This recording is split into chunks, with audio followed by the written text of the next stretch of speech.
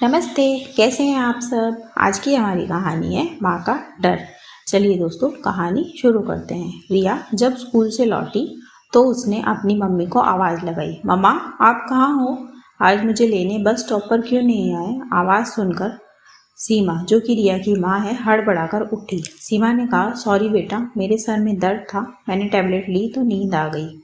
रिया सीमा की 12 वर्षीय बेटी है। तब रिया ने कहा, कोई बात नहीं मम्मा, आप रेस्ट करो, मैं खाना खुद लेकर खा लूँगी। तब सीमा ने कहा, नहीं बेटा, तुम मुंह हाथ धोकर आओ, मैं खाना लगाती हूँ। ओके मम्मा, रिया ने कहा।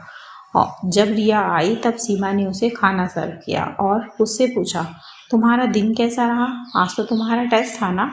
हाँ मम्मा, टेस्ट तो बहुत ही अच्छा रहा, रिया ने बताया। फिर सीमा ने पूछा, तुम बस स्टॉप से किसके साथ आई।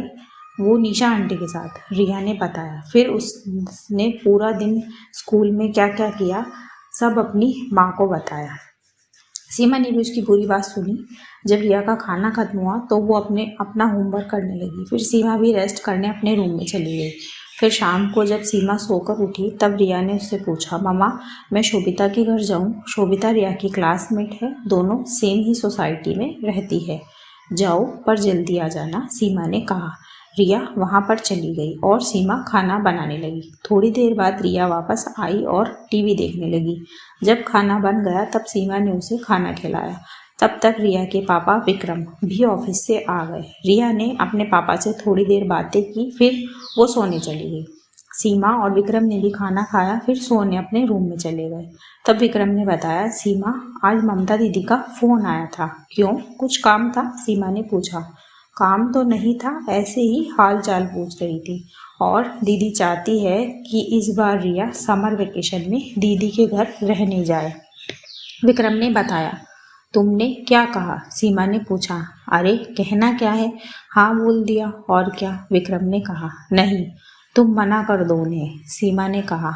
अरे पर क्यों, तुम उसे लेकर अपने मायके भी तो जाती हो, फिर दीदी के यहाँ भेजने में तुम्हें क्या प्रॉब्लम है, विक्रम ने कहा। मायके वो मेरे साथ जाती है, दीदी के घर मैं उसे अकेले नहीं भेजना चाहती, सीमा ने कहा। अरे पर प्रॉब्लम क्या है ये तो बताओ, विक्रम ने पूछा।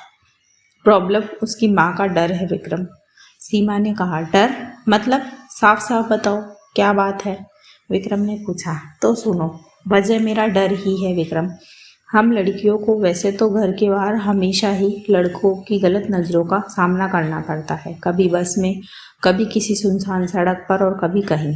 वहाँ से तो बचकर हम अपने घर पहुँचना चाहते हैं, पर कभी कभी घर में भी हम सेफ नहीं होते।